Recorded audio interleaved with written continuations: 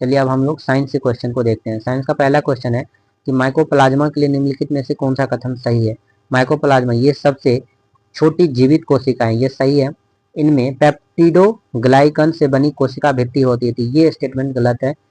उसके बाद कह रहे हैं कि ये बहुरूपी होती, ये स्टेटमेंट भी सही है। ये उन एंटीबायोटिक दवाइयों के प्रति प्रतिरोधी होते हैं जो कोशिका भित्ति के संश्लेषण को लक्षित करती हैं, ये भी सही है। इसका राइट आंसर हो जाएगा 1, 3 और 4 सही है। इन कह रहा है कि 2 इनमें पेप्टिडोग्लाइकन से बनी कोशिका भित्ति होती है, तो गलत है। माइकोप्लाज्मा जो है सबसे छोटी जीवित कोशिका होती है, ये पेप्टिडोग्लाइकन से बनी कोशिका भित्ति होती नहीं, क्योंकि इसमें कोशिका भित्ति नहीं पाया जाता, इसीलिए ये स्टेटमेंट गलत है। ये बहुरूपी होती है, माइकोप्लाज्मा का कोई रूप नहीं होता है, किसी भी आकार का हो जाता है। ये उन एंटीबायोटिक दवाओं के लिए प्रतिरोधी होते हैं जो कोशिका भित्ति के संश्लेषण को लक्षित करती है, क्योंकि इसमें एंटीबायोटिक नहीं बनते, तो इसलिए एंटीबायोटिक के प्रति जो है प्रतिरोधी होती है। इस प्रकार से 1, 3 और 4 सही है।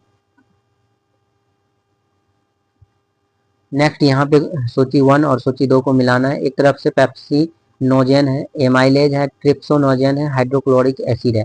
पेप्सिनोजोन जो है ये कहाँ पे बनता है, ये पेट की मुख्य कोशिकाएं में बनती है।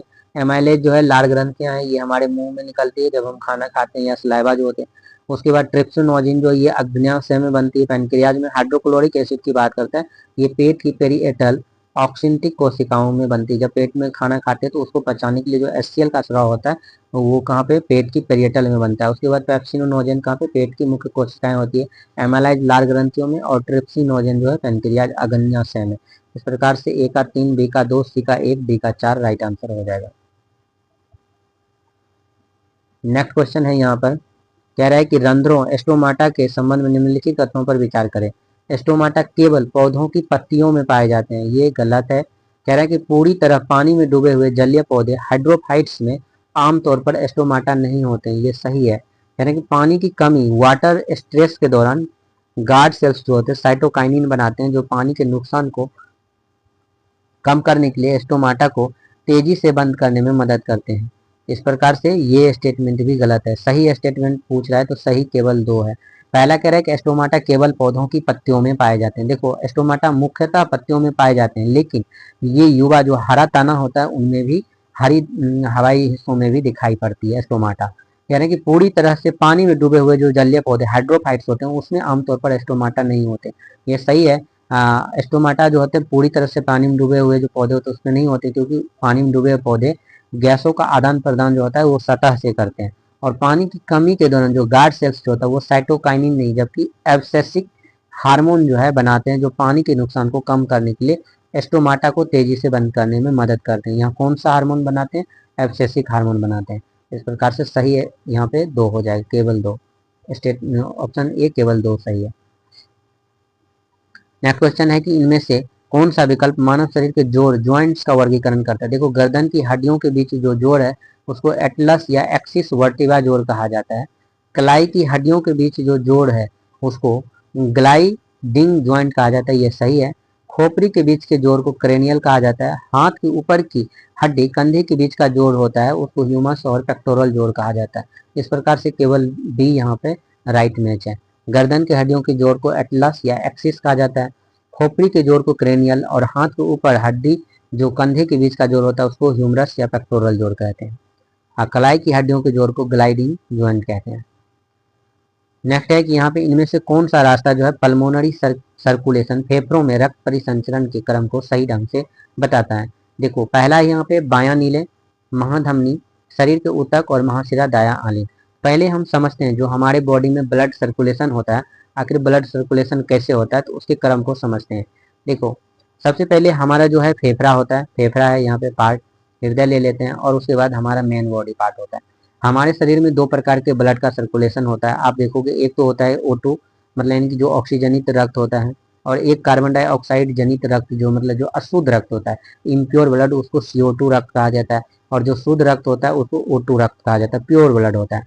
तो हमारे शरीर में फेफड़ा क्या करता है, फेफड़ा जो है ब्लड का प्योरिफिकेशन करता है। मतलब फेफड़ा का काम यही है कि हमारे शरीर में जो ब्लड होता है उसको प्योर कर देना, और प्योर ब्लड हमारे शरीर में संचरण के लिए जाता है। अब जैसे देखो ब्लड हमारे फेफड़ा में यहाँ पे प्योरीफाई हो गया, प्योरीफाई होने के बाद फेफड़ा क्या करता है, हमारे हार्ट को ब्लड भेजेगा, क्योंकि हमारे हार्ट में बायां आलिन और दायां आलिन जो है यही रक्त को जो है ये शरीर में पंप करता है और वापस से शरीर से रक्त को अपने पास से स्टोर करता है।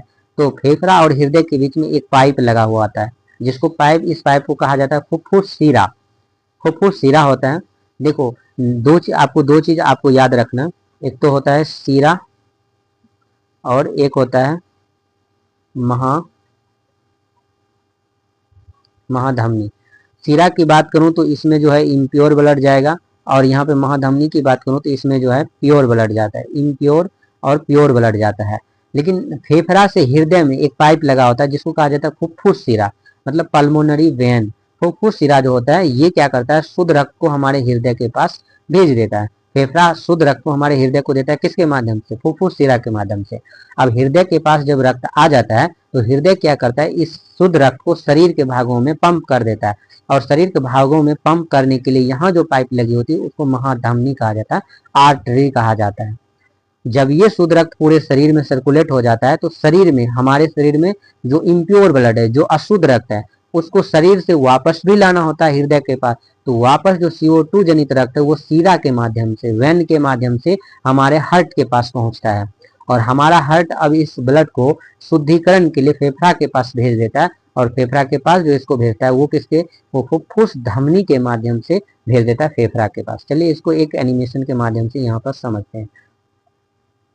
जैसे देखो, हमारा ये फेफड़ा हो गया, ठीक है। हमारे फेफड़ा में क्या होता है कि ब्लड का प्यूरिफिकेशन होता है। ये हमारा जो है हार्ट हो गया, और हार्ट से हमारे शरीर में ब्लड जाना है। तो जैसे ही फेफड़ा में ब्लड प्योर हो जाता है तो ये O2 जनित रक्त है। इस O2 जनित रक्त को क्या कहा जाता है, क्या कर देता है, यहाँ पे बायां आलिंद में फेफड़ा के द्वारा भेज दिया जाता है। लेकिन बायां आलिंद में जो फेफड़ा के द्वारा भेजा जाता है उसमें किसका प्रयोग किया जाता है, उसमें पल्मोनरी वेन का प्रयोग किया जाता है। ये वाली जो पाइप है, ये पाइप का नाम क्या है, ये पाइप का नाम है पल्मोनरी वेन है। ये पाइप क्या है, पल्मोनरी वेन है। पल्मोनरी वेन का मतलब फुफ्फुस शिरा। अब जैसे बायां आलिंद के पास आ गया तो ये बायां आलिंद जो है इसको हमारे शरीर में पंप कर देता है, और हमारे शरीर में पंप करता है तो ये जो पाइप लगा है इसको कौन सा पाइप कहा जाता है, इसको आर्टरी, मतलब महाधमनी होता है। ये महाधमनी के कारण हमारे शरीर में चला जाता है। हमारे शरीर में जब ये जाता है प्योरिफिकेशन ब्लड, तो जब यूजेज हो जाता है तो ये CO2 में बदल जाता है, मतलब अशुद्ध होने के बाद फिर से वापस से ये जमा होगा कहाँ पे, हमारे हार्ट में। लेकिन इस बार ये बायां हार्ट में नहीं, ये दायां नीले में जाएगा। लेकिन दायां नीले में ये जाएगा किसके माध्यम से, तो दायां नीले में इसको जाने के लिए जो यहाँ पे पाइप लगी होती है उसको बोला जाता है शिरा। यहाँ पे कौन सा पाइप होती है, वेन। आपको पता है कि वेन में जो है अशुद्ध रक्त बहता है, और फुफ्फुस धमनी, फुफ्फुस शिरा अपवाद होता है। तो वेन क्या करता है, यहाँ पे दायां आलिंद में रक्त को जमा कर देता है। दायां आलिंद जो है वापस से इस अशुद्ध रक्त को यहाँ से फेफड़ा को भेज देता है शुद्ध होने के लिए। तो इसका क्रम देख लेते। देखिए, इस क्रम को आपको एग्जाम में बिल्कुल याद रखना, बहुत ही इंपॉर्टेंट होता है। जैसे हमारे शरीर में क्या होता है कि ये CO2 रक्त है, हमारा शरीर क्या करता है कि वेन, मतलब महाशिरा जो वेन है उसके माध्यम से दायां आलिंद के पास इसको भेज देता है। दायां आलिंद में जैसे ही ब्लड आता है तो ये दायां नीला को देता है, और दायां नीला के पास एक फुफ्फुस धमनी यहाँ पे पाइप लगा होता है, इसके माध्यम से ये रक्त जो है हमारे फेफड़ा में चला जाता है। फेफड़ा इस रक्त को प्योर कर देता है। उसके बाद ये फुफ्फुस शिरा के माध्यम से हमारे बायां आलिंद के पास आ जाता है। उसके बाद बायां नीला जैसे ही शुद्ध रक्त मिलता है इसको हमारे शरीर में पंप कर देता है महाधमनी अरोटा के माध्यम से, और हमारे पूरे शरीर में O2 जनित रक्त जो है प्रवाहित हो जाता है। अब वापस से हम यहाँ पे ऑप्शन को देखते हैं तो ये इसका राइट आंसर हो जाएगा। सबसे पहले जो है ब्लड जो है दायां नीले में ये अशुद्ध रक्त आएगा, ये फुफ्फुस धमनी के माध्यम से फिर फेफड़ा में आ जाएगा, फिर फेफड़ा इसको शुद्ध करके फुफ्फुस शिरा के माध्यम से बायां आलिंद को, और बायां आलिंद जो है हमारे शरीर में बॉडी पार्ट में इस रक्त को यहाँ से भेज देता है।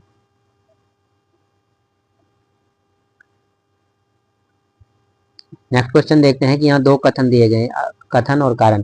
कह रहा है कि प्रकाश श्वसन को एक व्यर्थ प्रक्रिया माना जाता है। प्रकाश श्वसन जो फोटो रिस्पिरेशन होता है इसको एक व्यर्थ प्रक्रिया माना जाता है, ये सही है।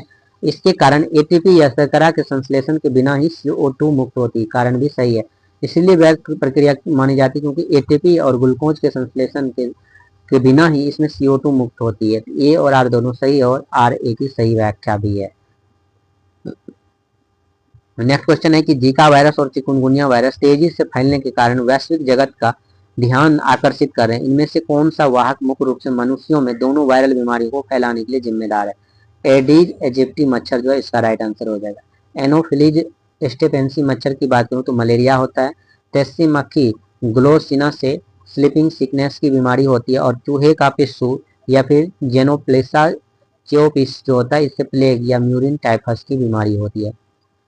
नेक्स्ट यहाँ पे एब्सेसिक एसिड के बारे में कह रहा है कि सही कथनों की पहचान कीजिए। इसे तनाव हार्मोन के रूप में भी जाना जाता है, ये सही है।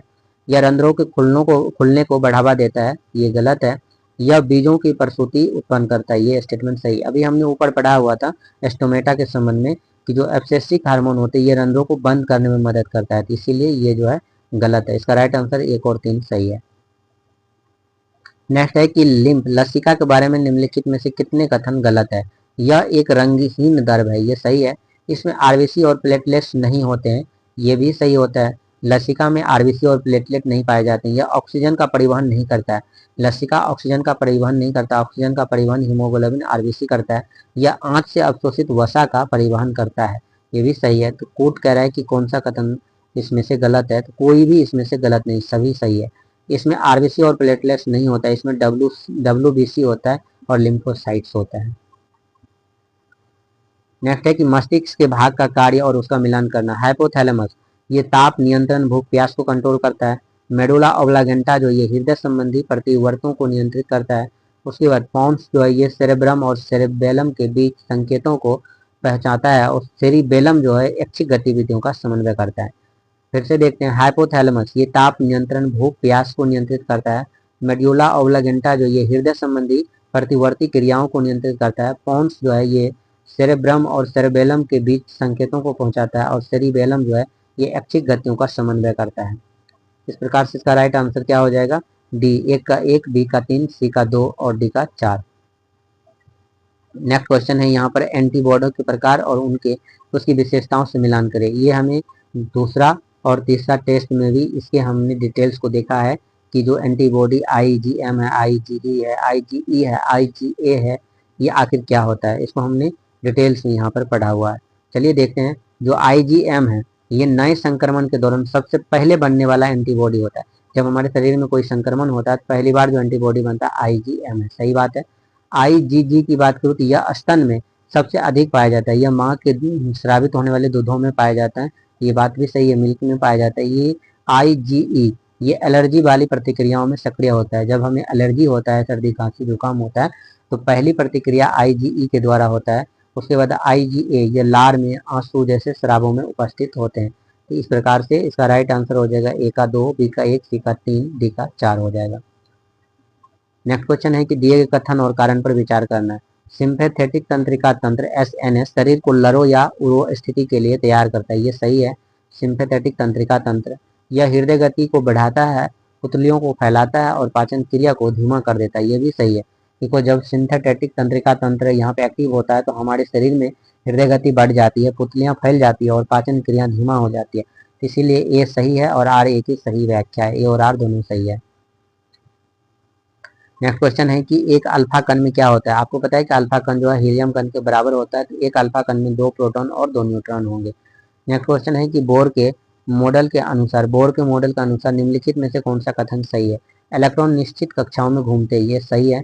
प्रत्येक कक्षा की ऊर्जा निश्चित होती है, ये भी कथन सही है। प्रत्येक कक्षा होता है MnO_P जो होता है सभी बढ़ती हुई कक्षा की सभी की समान होती है। जब कोई इलेक्ट्रॉन किसी उच्च कक्षा में जाता है तो ऊर्जा उत्सर्जित होती है। नहीं, देखो जब कोई इलेक्ट्रॉन जो है उच्च कक्षा में जाता है ना, मतलब निम्न से उच्च कक्षा में जाएगा तो ऊर्जा अवशोषित होगा। मतलब यानी कि जैसे हम N है P कक्षा में गए तो N से P में जाने के बाद यहाँ कक्षा बदल गया, आगे की ओर जा रही है, यहाँ ऊर्जा बढ़ जाएगी। ऊर्जा बढ़ने का मतलब होता है कि ऊर्जा को अवशोषण करना। और जब हम N से K में आ गए, मान चलो इससे कम वाले में आ गए, तो यहाँ पे जो ऊर्जा है ये घट जाएगी, क्योंकि ऊर्जा का यहाँ पे उत्सर्जन होता है। इसीलिए यहाँ पे कह रहा है कि उच्च कक्षा में जाता है तो ऊर्जा उत्सर्जित होती नहीं, उच्च कक्षा में जाने पे ऊर्जा जो है अवशोषित होती है और निम्न कक्षा में ऊर्जा उत्सर्जित होती है। जैसे N में 1 होता है, N से आगे जाओगे तो 2 हो जाएगा। इस प्रकार से N में है, मान चलो आपको 2, N से आप वापस आ जाओगे तो 1 की कमी हो जाएगी। इस प्रकार से आगे जाने पर 1 की बढ़ोतरी होती है और पीछे आने पर 1 की कमी हो जाती है। नेक्स्ट क्वेश्चन है कि प्रकाश विद्युत प्रभाव फोटो इलेक्ट्रिक इफेक्ट के बारे में कौन सा कथन सही है। जब पर्याप्त आवृत्ति का प्रकाश किसी धातु की सतह पर पड़ता है तो इलेक्ट्रॉन उत्सर्जित होते हैं, सही है। उत्सर्जित इलेक्ट्रॉनों की गतिज ऊर्जा प्रकाश की तीव्रता पर निर्भर करती है। ये गलत है, प्रकाश की तीव्रता पर नहीं, प्रकाश की आवृत्ति पर निर्भर करती है। यह प्रकाश की प्रकृति मतलब कण प्रकृति जो है उसको निर्धारित करता है, प्रकाश की कण प्रकृति को, ये भी सही है। और थ्रेशोल्ड फ्रीक्वेंसी देहली आवृत्ति वह न्यूनतम आवृत्ति है जो इलेक्ट्रॉन उत्सर्जन के लिए आवश्यक होता है। इलेक्ट्रॉन के जो उत्सर्जन के लिए प्रकाश का जो न्यूनतम मतलब की आवृत्ति होना चाहिए उस आवृत्ति को कहा जाता है देहली आवृत्ति। ये भी राइट है, इसका राइट आंसर हो जाएगा 1, 3 और 4 सही है। नेक्स्ट क्वेश्चन यहाँ पे है कि इन अभिक्रियाओं पर विचार कीजिए। NaOH Na2CO3 2HCl Na HCO3 HCl है और Zn2NaOH Na2ZnO। तो कह रहा है कि इनमें से उदासीनी अभिक्रिया कौन सी है। पहली बात, उदासीन अभिक्रिया होता है क्या। देखो, उदासीन अभिक्रिया में एसिड और बेस मिलकर लवण और जल का निर्माण करते हैं। इसमें से जो भी मतलब की अभिक्रिया लवण और जल का निर्माण करेगा वही उदासीनी अभिक्रिया कहलाएगा। NaOH की बात की जाए HCl के साथ मिलकर NaCl और H2O मतलब लवण और जल का बनाता है, ये सही है। उसके बाद Na2CO3 2HCl 2NaCl H2O और CO2 ये भी सही है। NaSCO3 NaCl और H2O बनाता है। उसके बाद Zn2NaOH ये Na2 ZnO2 और H2 ये ना तो जल बना रहे ना HCl बनाते, इस प्रकार से ये गलत है। कह रहा है कि उदासीन अभिक्रिया कौन कौन होगा, पहला, दूसरा और तीसरा जो है इसमें से उदासीन अभिक्रिया हो जाएगा। क्यों हो जाएगा, क्योंकि पहला, दूसरा, तीसरा जो है यहाँ पर लवण और जल का निर्माण करता है। नेक्स्ट है कि 25 डिग्री सेल्सियस पर 0.01 m NaOH का विलयन POH पावर ऑफ हाइड्रोजन क्या होगा। इसका राइट आंसर हो जाएगा 2। देखो 0.01 का मान होता है 10⁻⁻²m। अब POH का सूत्र होता है -log और h का मान, यहाँ -log और h का मान 10⁻⁻2 है। तो इसको रखोगे सॉल्व करने के बाद इसका राइट आंसर 2 हो जाएगा। नेक्स्ट है कि साबुन के बारे में कौन सा कथन सही है। साबुन जो है लंबी श्रृंखला वाले फैटी एसिड के सोडियम और पोटेशियम लवण से बने होते हैं। ये सही है कि साबुन जो है लंबी श्रृंखला के होते हैं और फैटी एसिड से बने होते हैं, सोडियम एवं पोटेशियम लवण से बने होते हैं। वे मिसेल निर्माण कार्य द्वारा कार्य करते हैं। ये भी सही है। कहते हैं कठोर जल में प्रभावी होते हैं, साबुन कठोर जल में प्रभावी नहीं होती, ये गलत है। उसके बाद कह रहे हैं कि जलरागी भाग तेल की बूंदों में घुल जाता है। नहीं, जलरागी भाग है तो तेल में क्यों घुलेगा, ये भी गलत है। कह रहा है कि कौन सा कथन सही है, पहला और दूसरा सही है। साबुन की बात कर लेते हैं। साबुन जो है लंबी श्रृंखला वाले फैटी एसिड का बना होता है और सोडियम या पोटेशियम लवण से बने होते हैं। साबुन में दो भाग होते हैं, एक तो होता है पूंछ और एक होता है सिर, हेड और टेल होता है। पूंछ की बात करूँ तो ये हाइड्रोफोबिक होते हैं, मतलब पूंछ जो होता है जल में नहीं घुल सकता है, ये जल का विकर्षक होता है। जल में नहीं घुल सकता है पूंछ, तो मतलब किस में घूमेगा, ये तेल में घुल जाएगा। लेकिन सिर जो होता है ये हाइड्रोफिलिक होता है, मतलब जलरागी होता है, ये पानी में घुल जाता है। हाइड्रोफिलिक मतलब जल में घुलता है। तो साबुन के बारे में ये आपको याद रखना है कि साबुन का जो सिर है, पहले हम साबुन लगाते हैं, साबुन का जो अग्रभाग मतलब सिर होता है वो पानी में घुलता है, और साबुन का जो पूंछ होता है, जो टेल होता है, वो हमारे शरीर में लगे हुए ऑयली या चिकनाहट को खत्म करने का कार्य करता है, जो कि हाइड्रोफोबिक होते हैं। वो पानी में नहीं घुलता है, लेकिन जैसे उसको ऑयली हमारे शरीर में ऑयल मिल जाए, तेल मिल जाए, तो उसको खत्म करने का काम कौन करता है, वो साबुन का पूंछ टेल करता है। इस प्रकार से इसका राइट आंसर क्या हो जाएगा, 1 और 2 हो जाएगा। नेक्स्ट क्वेश्चन है कि पॉलीमर बहुलक तथा उसका व्यापारिक नाम। जैसे यहाँ पे पॉली टेट्राफ्लोरोएथिलीन, इसका नाम जो है व्यापारिक नाम टेफ्लॉन है। पॉलीमिथाइल मेथेक्रिलेट जो है इसका है प्लेक्सीग्लास है। यूरिया फॉर्मेल्डी रेजिन की बात करूँ तो चिपकने वाले पदार्थ के लिए थर्मोसेटिंग प्लास्टिक। और बोना एस की बात करूँ तो ये संश्लेषित रबर है। फिर से देखते हैं, देखो पॉली टेट्राफ्लोरोएथिलीन की बात करूँ तो इसका जो है टेफ्लॉन हो जाएगा। पॉलीमिथाइल मेथेक्रिलेट की बात करूँ तो ये प्लेक्सी ग्लास हो जाएगा। यूरिया फॉर्मेल्डिहाइड रेजिन की बात करूँ चिपकने वाले पदार्थ के लिए थर्मोसेटिंग प्लास्टिक। और बुना एस जो है ये संश्लेषित रबर से संबंधित है। इस प्रकार इसका राइट आंसर हो जाएगा 2, 3, 4 और 1। नेक्स्ट क्वेश्चन है कि निम्नलिखित में से कौन सा धातु ठंडे पानी के साथ प्रतिक्रिया नहीं करती है लेकिन भाप के साथ प्रतिक्रिया करके संबंधित ऑक्साइड और हाइड्रोजन बनाती है। देखो सोडियम है, कैल्शियम है, मैग्नीशियम और पोटेशियम। मैग्नीशियम जो है ठंडे पानी के साथ प्रतिक्रिया नहीं करती लेकिन भाप के साथ प्रतिक्रिया कर जाती है। ये देखो रिएक्टिविटी सीरीज को आपको याद ही करना पड़ेगा। आप लोग याद कीजिए रिएक्टिविटी सीरीज को, कुछ ट्रिक बना लीजिए, जैसे पोटेशियम होता है, सोडियम होता है, कैल्शियम होता है, मैग्नीशियम होता है। पोटेशियम और सोडियम ठंडा पानी से करता है, तेजी से रिएक्ट होता है। कैल्शियम जो है पानी से रिएक्ट कर लेता है और भाप से ठंडा पानी से कम मात्रा में करता है, लेकिन पानी से करता है। मैग्नीशियम की बात करूँ तो ये भाप से बहुत तेजी से जो है रिएक्शन करता है। तो इस प्रकार से इसका राइट आंसर क्या हो जाएगा, मैग्नीशियम हो जाता है। नेक्स्ट यहाँ पे है कि यहाँ दिए गए कथन और कारण है, कह रहा है कि किसी वस्तु में त्वरण हो सकता है भले ही उसकी चाल अस्थिर हो। ये सही है। त्वरण वेग में परिवर्तन की दर है, ना कि चाल में परिवर्तन। ये भी सही है। देखो त्वरण क्या होता है कि वस्तु के वेग में परिवर्तन की दर को त्वरण कहते हैं। कोई वस्तु चल रही है, अगर उसके वेग में परिवर्तन हो रहा है तो उसे त्वरण कहते हैं। त्वरण के लिए वेग की आवश्यकता होती है, चाल की नहीं। इसीलिए पहला जो कथन है वो सही है। कह रहे त्वरण वेग में परिवर्तन की दर है, ना कि चाल। कारण भी सही है और दोनों इसका व्याख्या भी है। वेग जो होता है वो सदिश राशि होता है, क्योंकि वेग जो होता है विस्थापन के सदृश होता है, इसीलिए त्वरण भी क्या हो जाएगा, सदिश राशि हो जाएगा। नेक्स्ट है कि एक गेंद को ऊर्ध्वाधर मतलब ऊपर की ओर फेंका जाता है और 4 सेकंड के बाद वो फेंकने वाले के हाथ में वापस आ जाती है, तो उसके द्वारा प्राप्त अधिकतम ऊंचाई क्या होगी। जी का वैल्यू दिया हुआ है। देखो जब हम किसी गेंद को ऊपर फेंक रहे हैं, तो ऊपर फेंकने और हमारे हाथ में आने के क्रम में कितना दूरी तय किया उन्होंने, मान चलते हैं एक्स दूरी क्या तय उन्होंने, लेकिन इसको समय कितना लगा इसको तय करने में, उसको समय लगा 4 सेकंड का। अब एक बात बताओ, आप जब वो ऊपर गया किसी न किसी पॉइंट पर उसका वेलोसिटी बिल्कुल शून्य हो गया होगा, और जिस पॉइंट पे वेलोसिटी शून्य होगा उसके बाद वो नीचे वापस लौट गया होगा, मतलब पूरे डिस्टेंस को ट्रेवल करने में उसको 4 सेकंड का समय लगा। तो हम ये कह सकते हैं कि जिस पॉइंट पे वो ऊपर में गति जो शून्य हो गई वहां तक जाने में उसको 2 सेकंड लगा, और वापस फिर से आने में 2 सेकंड लगा। क्योंकि आप देखोगे कि जिस वेग से हम फेंकते हैं उसी वेग से हमारे हाथ में वापस आके गिर जाती है। इस प्रकार से हमें यहाँ पे समय दे दिया गया है, जी का मान दिया गया है।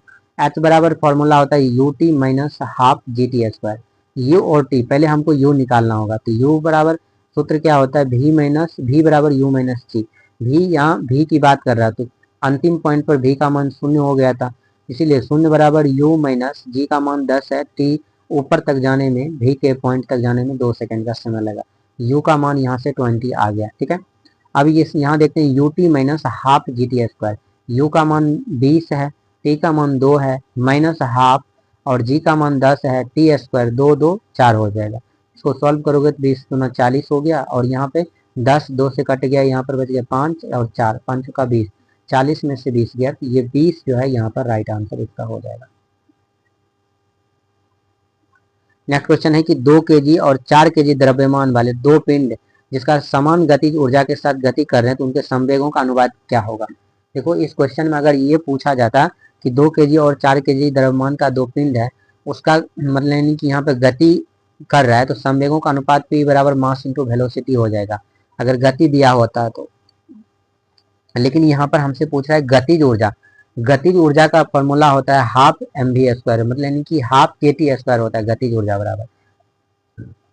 लेकिन गतिज ऊर्जा का यहाँ पे संवेग निकालना है, पी स्क्वायर 2m हो जाएगा, 2m और के काइनेटिक एनर्जी रूट हो जाएगा, अगर इसको स्क्वायर को हटाएंगे। इसको सॉल्व करोगे तो यहाँ 1/√2 P1 P2 हो जाएगा, और √1/2 ये यहाँ पे सॉल्व करके 1:√2 यहाँ पे राइट आंसर आ जाएगा। इसका राइट आंसर क्या हो जाएगा, 1:√2 यहाँ पे हो जाएगा। यहाँ कह रहा है कि एक ब्लॉक एक खुरदुरे झुके हुए तल पर नीचे की ओर खिसकता है, ठीक है। इनमें से कौन सा कथन सही है। गुरुत्वाकर्षण द्वारा किया गया कार्य धनात्मक होता है, सही बात है। जैसे हम जब किसी वस्तु को किसी खुरदुरे सतह पर खींचते हैं, अगर वो वस्तु पर बल नीचे की ओर लग रही जिधर गुरुत्वाकर्षण है, तो गुरुत्वाकर्षण के द्वारा किया गया कार्य धनात्मक होगा। अभिलंब द्वारा किया गया कार्य जो है शून्य होता है, ये भी सही है। और घर्षण द्वारा किया गया कार्य ऋणात्मक होता है, ये भी सही है। कुल यांत्रिक ऊर्जा कम हो जाती है, ये भी सही है। इसको समझते हैं कैसे। देखो गुरुत्वाकर्षण जो है वो गुरुत्वाकर्षण बल विस्थापन बल की दिशा में अगर लग रही है तो वो जो होता है धनात्मक होगा। गुरुत्वाकर्षण द्वारा किया गया कार्य धनात्मक होता है, ये सही है। दूसरा कह रहा है कि अभिलंब द्वारा किया गया कार्य शून्य होता है। जैसे आप यहाँ पर देखोगे कि ये हमारा फ्रिक्शन है, ये अभिलंब है, और बल जो है इस डायरेक्शन में लग रहा है। इन दोनों के बीच में यहाँ एंगल जो बन रहा है वो 90 डिग्री बन रहा है, और एस कोस थीटा होता है यहाँ पे निकालने के लिए। F S cos theta 90 degree का मान रखोगे तो 90 डिग्री का मान होता है शून्य।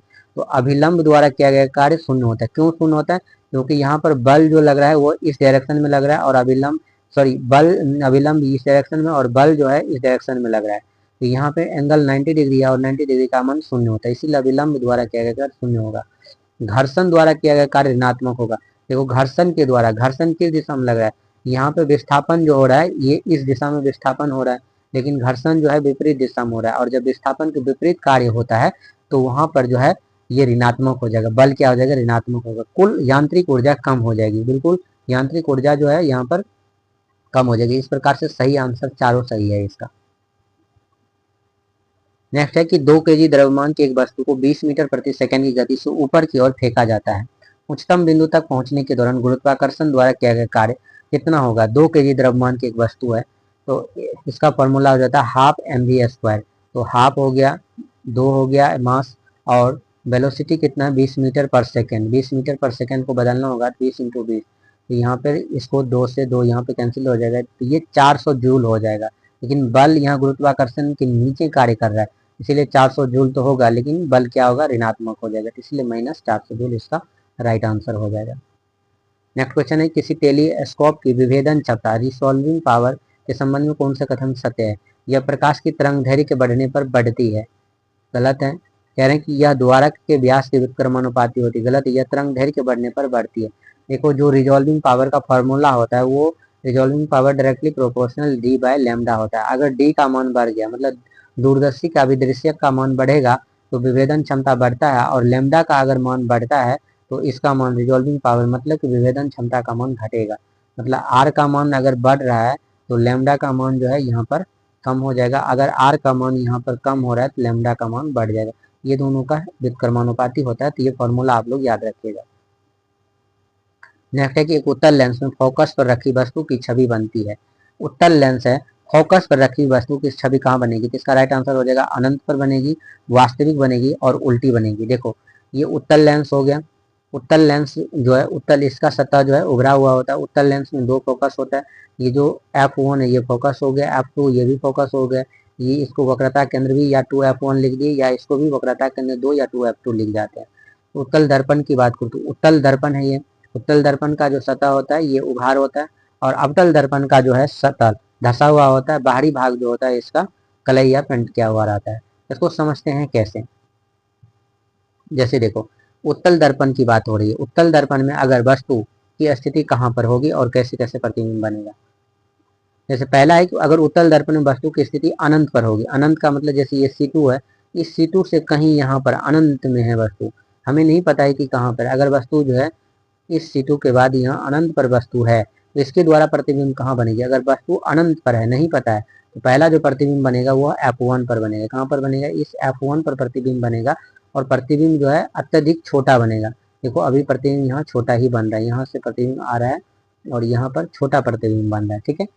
और ये वास्तविक तथा उल्टा प्रतिबिंब बनेगा। लेकिन जब प्रतिबिंब जो है हमें पता है कि वक्रता केंद्र है और ये अनंत है, और वक्रता केंद्र और अनंत के बीच में प्रतिबिंब बन रहा है, इस दूरी हमें पता है कि अनंत और वक्रता केंद्र के बीच में अगर प्रतिबिंब बन रहा है, ये प्रतिबिंब F1 और वक्रता केंद्र के बीच में यहाँ आगे बढ़ जाएगी, तो यहाँ बनेगी F1 और C1 के बीच में बनेगी छोटा, मतलब लघु बनेगी, वास्तविक तथा उल्टा। वास्तविक बनेगा लेकिन उल्टा बनेगा।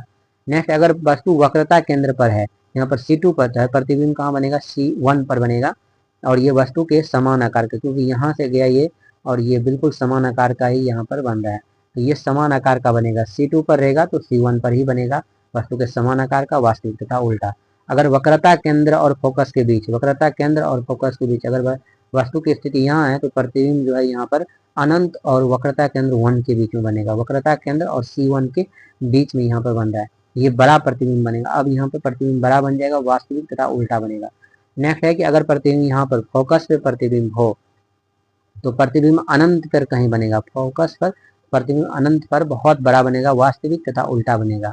और प्रतिबिंब अगर यहाँ पर पोल, यहाँ पर दर्पण के पोल और फोकस के बीच में आ जाए तो प्रतिबिंब जो है लेंस की इसी ओर, लेंस का ये प्रतिबिंब इसी ओर बन जाएगी, यहीं पर इसी ओर बनेगी प्रतिबिंब, और वस्तु से बहुत बड़ा आवर्तित बनेगा। अब ये प्रतिबिंब आभासी बनेगा लेकिन सीधा बनेगा।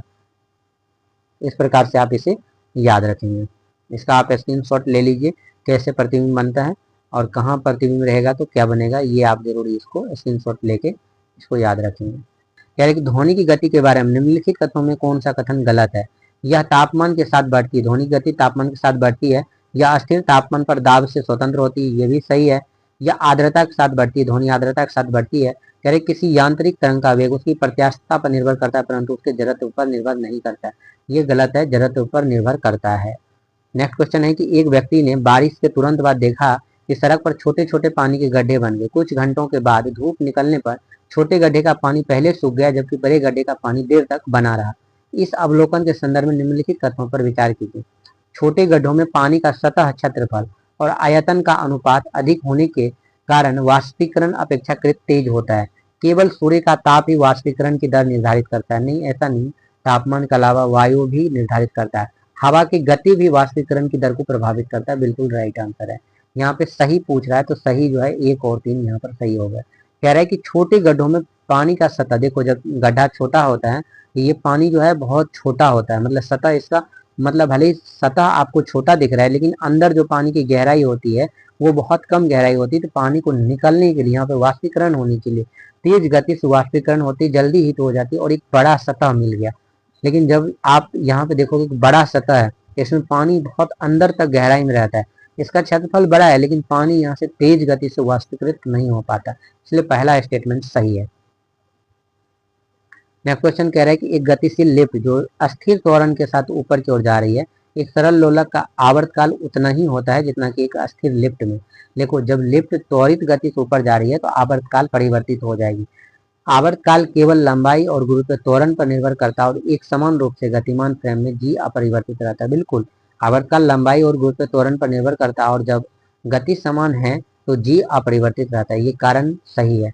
इसलिए ए जो है गलत है, क्योंकि अगर त्वरित गति से जा रहा है तो आवर्तकाल उतना ही नहीं रहेगा, आवर्तकाल कम हो जाएगा। यहाँ पर त्वरित गति से जा रही है, क्योंकि यहाँ पर तेज गति से जा रही है तो समय कम हो जाएगा, इसीलिए ए गलत है, आर सही है, इसका राइट आंसर हो जाएगा। साइंस का क्वेश्चन कंप्लीट हो गया।